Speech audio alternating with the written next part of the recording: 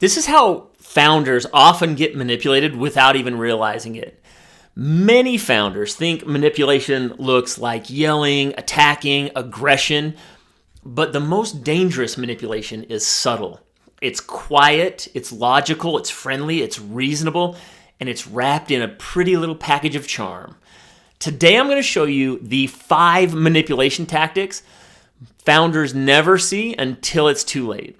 And why should you listen to me? Well, because I'm Brad Burnett. I run a school group called the Alliance Academy, and we help entrepreneurs and small business owners avoid $100,000 partnership mistakes.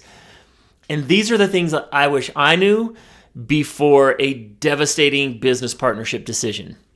So tactic number 1 is the soft guilt nudge. It feels like you don't trust me. Translation is stop asking questions. This one was one that I've talked about in another video where I dove into, I need to trust you, so I'm going to give you access to all the financials. Even though it feels uneasy, I completely ignored my instincts, went forward, and within 2.5 months of doing that, the business imploded on me.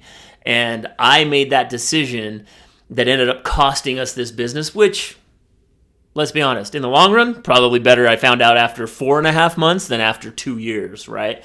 So make sure you don't get tricked by the guilt nudge.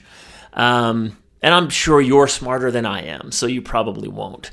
Tactic number 2 is the over-explanation flood. They talk for 7 minutes straight and say nothing. It's meant to confuse, disarm, and or overload you. And there are people, there was a podcast that I listened to that talked about someone in political office and why they believed that person was going to win the election, because the way they spoke allowed whoever was hearing them talk, it allowed them to put frameworks in their mind of what they believed they meant. They never actually really said anything. And so it made it so the person hearing it would go, oh, well, what they must mean is this. And they would typically frame it in a positive framework. And that person ended up winning the election. So this is really easy to fall into, where you fill in the blanks or put meaning to something that is not actual meaning because they didn't give clarity. They didn't explain, like, this is the purpose of what this task is. This is what the outcome should be. These are the metrics we're going to measure. These are the inputs that matter. That's the kind of conversation you want to have, not super vague and over explained. Tactic 3 is the future fake vision. Promises of future money, future success, future stability, future behavior without current evidence.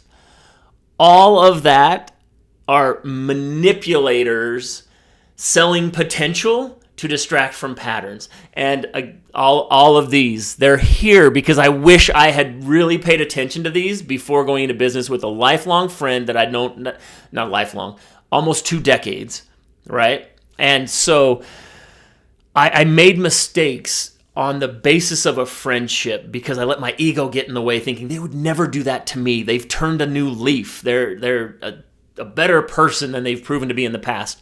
But it was always about, oh, we're gonna make so much money. I'm gonna retire you in 5 years. I'm gonna make sure I get you paid back for everything you've done in the past. Like, all of those things were things that were said to me by this business partner who immediately fucked me and immediately locked me out of our business illegally, emptied bank accounts, ran up credit limits, kept our furniture that my wife and I took from our home and put in the office, and here we are, but had said all of those wonderful things. Now, I always say, I made the decisions to be in a position to get fucked like that.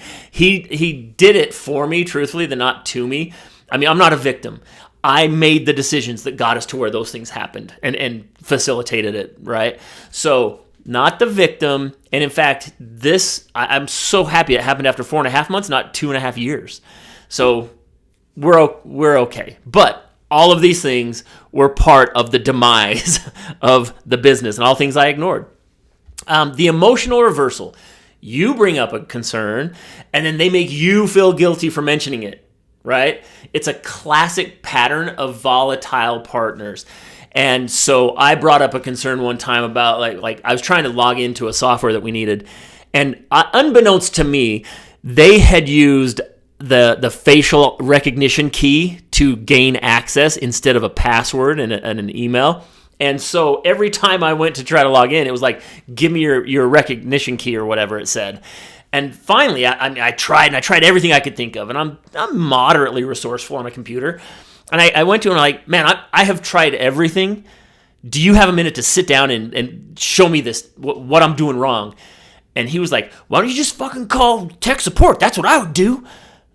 And I was like, oh, wow. Oh, but I mean, you're right here. You were just getting on me for not accessing it and helping. And now I'm the one who should be calling tech support. Well, unbeknownst to me that he had done that. And then I figured that part out when I looked into it deeper. But it was a really odd response, right? That he attacked me a little bit for asking him to help for something that he had set up, or help with something he had set up. So watch out for that emotional reversal. Another tactic that is often used is the calm deflection. So they answer a different question than the one you asked. And this is one of the most dangerous forms of control because it builds false trust. And I look back, and there were subtle times where I would ask a question and it would kind of just be deflected, and then I'd get a response about something else, or it just kind of shifted a little bit. And it was super subtle. So subtle that I couldn't give you a rock solid moment that exact thing happened right now as an example. I'd have to really think about it. So watch out for that, because building that false trust is super dangerous. So how do you know if you're getting manipulated? Well, you feel a little confused. You maybe feel guilty, unsure, or there's an uneasiness. Maybe you feel like you have to walk on eggshells around them. You feel overwhelmed with what's happening around you and you're not getting any assistance or any help with it. Or maybe you feel like, man, maybe I'm being too harsh, right? All of these are feelings that come up when you're being manipulated. So after a simple question, if any of those things are happening, you're being manipulated. That's the bottom line. Healthy partners create clarity. Unhealthy partners create confusion. So if this feels uncomfortably familiar, you need objective clarity immediately. You can book a deal review. It's $295. Go to the school group, the Alliance Academy. I'll put the link in the description. And I'll walk you through this, and we can go through it calmly and clearly and objectively so that you know exactly what the reality of your situation is objectively, so you can eliminate all of those feelings and emotions and get some clarity, because clarity protects founders.